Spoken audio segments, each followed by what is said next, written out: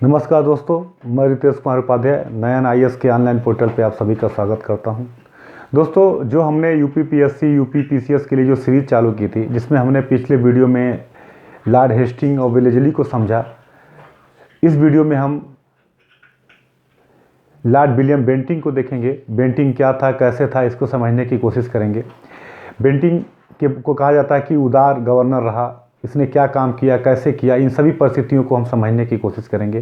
दोस्तों, Lord William Bentinck को जो सबसे पहला पॉइंट आता है लॉर्ड विलियम बेंटिंक का, वो आता है कि इसको पूरे भारत का गवर्नर जनरल कहा जाता है। लॉर्ड विलियम बेंटिंक को भारत का गवर्नर जनरल कहा जाता है, पहला पॉइंट याद रखिएगा कि लॉर्ड विलियम बेंटिंक को भारत का गवर्नर जनरल कहते हैं। दूसरा पॉइंट याद रखिएगा कि लॉर्ड विलियम बेंटिंक ने कई उदार कार्य किए। एक जो सबसे बड़ा उदार काम किया इसने कि सती प्रथा को समाप्त कराया। इसने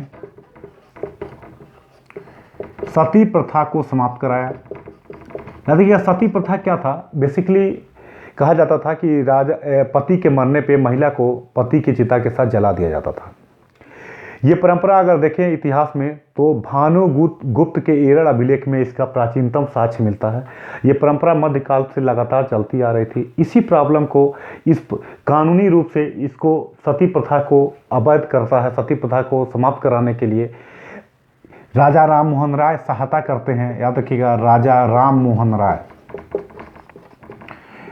मोहन राय की हेल्प से 1829 के नियम 17 के द्वारा इसको समाप्त किया जाता है। 1829 के नियम 17 के द्वारा सती प्रथा को समाप्त कराया जाता है। दूसरा, इसी के काल में ठगी प्रथा को समाप्त किया जाता है। याद रखिएगा, ठग होते थे, ये क्या करते थे, ठग आज भी जानते होंगे कि ठग क्या करते हैं, लोगों को गुमराह करते हैं, लूटते हैं गलत तरीके से। तो ठगी प्रथा उसमें बड़ा प्रचलन में था। कर्नल स्लीमैन की सहायता से, याद रखिएगा, कर्नल स्लीमैन की सहायता से ये ठगी प्रथा को समाप्त करता है। इसके अलावा अगर हम दूसरी बात करें तो इसके काल में सरकारी नौकरियों में किसी भी प्रकार के भेदभाव को समाप्त किया जाता है कि किसी भी प्रकार का कोई भेदभाव नहीं किया जाएगा। और जो सबसे ज़्यादा फेमस रहा, ये कलकत्ता में इसी काल में मेडिकल कॉलेज की स्थापना होती है। मेडिकल कॉलेज की स्थापना होती है।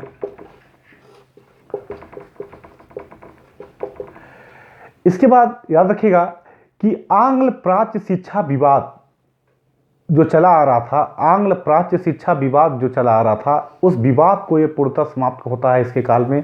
मतलब कह सकते हैं कि आंग्ल प्राच्य शिक्षा विवाद को समाप्त कराता है। इसको हम समझेंगे कि आंग्ल प्राच्य शिक्षा विवाद क्या है, इसको हम जानने की कोशिश करेंगे। और मैकाले कमेटी की स्थापना करके इसको विवाद को समाप्त करता है। तो पहले याद रखिएगा, इसको भारत का गवर्नर जनरल कहा जाता है। सती प्रथा को इसने समाप्त किया राजा राम मोहन राय की सहायता से। ठगी प्रथा, जो ठग थे, लूटते थे लोगों को, कर्नल स्लीमैन की सहायता से ठगी सिस्टम को समाप्त करता है।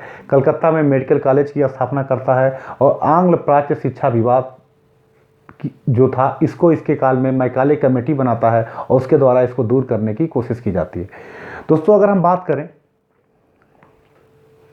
अगर हम देखें तो आंग्ल प्राच्य शिक्षा विवाद है क्या, इसको समझिएगा। आंग्ल प्राच्य शिक्षा विवाद क्या है?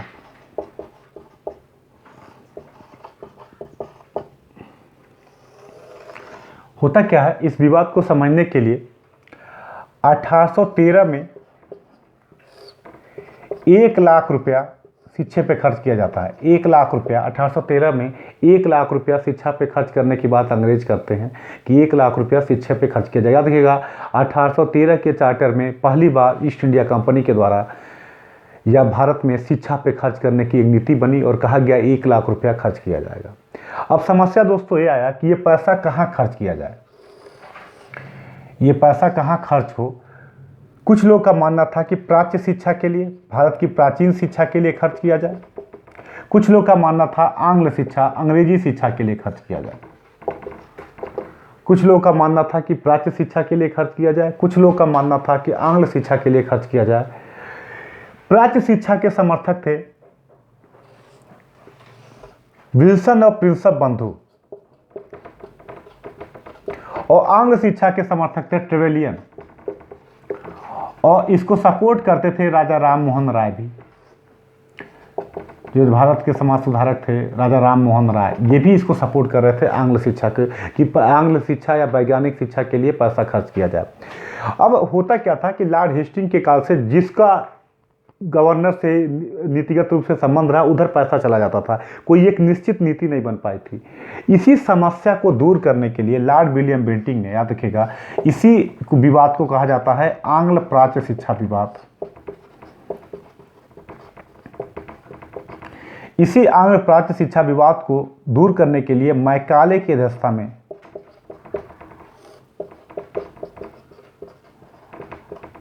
एक कमेटी बनी जिसको कहा जाता है मैकाले कमेटी।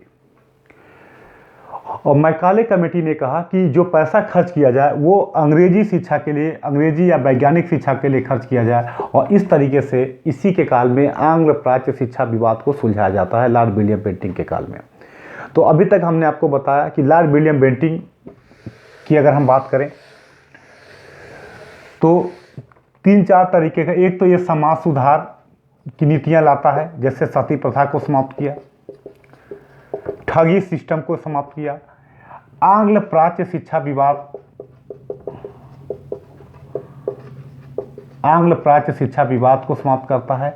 और इसके अलावा दोस्तों याद रखिएगा कि ये तीसरा जो काम करता है वो ये करता है कि इसी के काल में कहा जाता है कि कोर्टों का, जो हमने बताया था कार्नवालिस के काल में सर्किट कोर्ट बने हुए थे, भ्रमणकारी कोर्ट बने हुए थे, उनके कार्य बढ़ गए थे, डिस्टर्ब हो रहा था, तो उनको समाप्त करके उनके कार्य जिला न्यायालयों को दे देता है, अर्थात न्यायालय व्यवस्था में भी सुधार करने की कोशिश करता है, न्यायालय व्यवस्था में भी सुधार करने की कोशिश करता है। इसके अलावा डिविजनल कमिश्नर की नियुक्ति करता है, या डिविजनल कमिश्नर की नियुक्ति करता है।